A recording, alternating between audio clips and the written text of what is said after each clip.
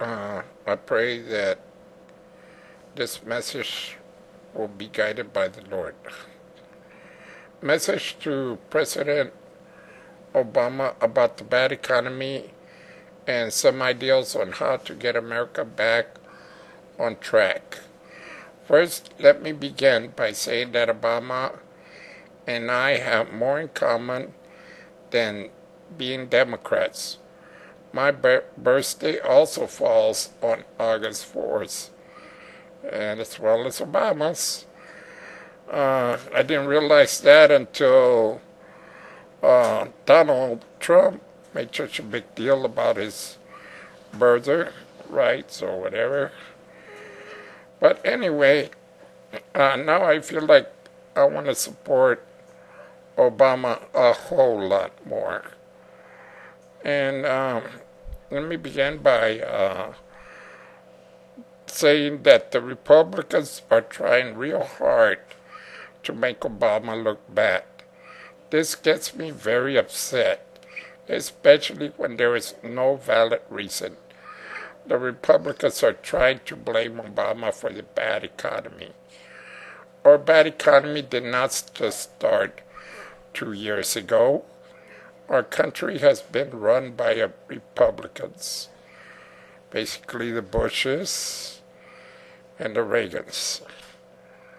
Therefore, we should blame the Republicans for the mess we're in. Republicans try to make it seem like this huge mess America is in just started 2 years ago. Well, go to the internet. It has a lot of proof. Search something like Republican versus Democrats. Another place to go to is Flickr, FLICKR.com. That'll show you some graphs on the budget. So, America, get informed.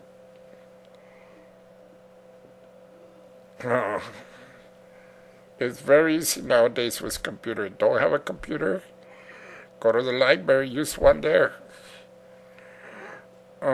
Anyway, all refineries are run by Republicans. More than likely, our doctors are Republicans. More than likely, the people responsible for reporting the news are Republicans. You can tell by the way they always dogging the Democrats, like Obama. And aren't the Tea Party Republicans? I mean, they don't want to do away with their millions either. Apparently, they have millions. Anyway, Obama has tried to resolve all the problems of America since he first came into office. When Obama came into office, Obama came in swinging. Obama tried to stabilize the economy with a bank bailout, which, by the way, was started by Bush as TARP. And the Republicans squandered the money. It wasn't Obama's fault. It was the Republicans that didn't know how to appreciate this bailout. The Republicans, in other words, are messing it up each and every time. And the Democrats have to mop up their mess.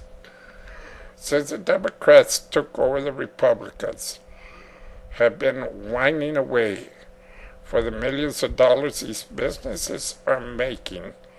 They don't want to pay $1 in taxes. So they send it off to another country, I think it's Switzerland. And then they bring it back to, I believe, South America, so that they don't have to pay these taxes. What kind of Americans are they that they don't know how to support our country? As a Democrat, I can defend our president, like David. And by the way, my name is David. Defended Israel against a Philistine Goliath. I am a meek person, and so is David. But I could go into more detail against these Republicans, but I would not, because this is not the way to resolve the problems of America. Democrats and Republicans need to resolve their differences with compromises, not with a blame game. I will not go into too much detail on some of these resolutions, but here they are. Here is how to resolve some of America's problems. Businesses like Facebook could get away with paying taxes, supposedly the legal way. They need to start paying taxes. If the poor in America can pay taxes, then why should the rich also be able to pay taxes? Next, we need to stop the idea of supporting children having children. Oh, and speaking of that, children that are in their teens should get another title, not as children, but as young women and men with a little bit more responsibilities. And they should be allowed to go to work, even if it's for 1 or 2 hours, so that they can enjoy the ideal of money and not become thieves and getting into trouble. This way they can also stimulate the economy. And by the way, I think the parents from both sides need to support their children having children, or else find ways to keep these children from having children. That should not be the responsibility of the government, but of the parents. If the parents have trouble controlling these children, make a law that puts these teens under house arrest, so that way it won't turn into a wrestling match with the parents trying to control them. Medicaid fraud. The government needs to make sure that it can eliminate Medicaid fraud. It can hire people to investigate that pharmacies are legit. I have heard of many cons that swindle the government out of billions of dollars, close shop or the pharmacies, move somewhere else and open another pharmacy, again to swindle the government out of millions. Think of the millions that would be saved if we had somebody check to make sure the pharmacies that were opening were legit. But let's not go into trying to take and cut from people that are in need, that people that have disabilities, especially like me, that I raised up my son on $61 a month, and now he served his country for 4 years.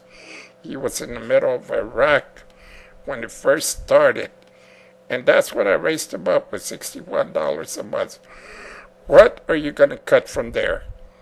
$1 so that people like me can raise our children on $60 a month? I mean, come on. So anyway, food stamp fraud. There are people by the millions that are selling their food stamps so that they can buy beer, cigarettes, and drugs. We need to find a way to bust these people. Perhaps having a 1-800 number that we could call the person will take immediate action and bust these people. Housing, I have seen with my own eyes where women are bringing in men that did not belong in these housings run by the government, and start selling drugs. Some of them might even be child molesters, some of these men that they bring in. Some of these men have killed their children while babysitting them. And these are the people that are staying with these women.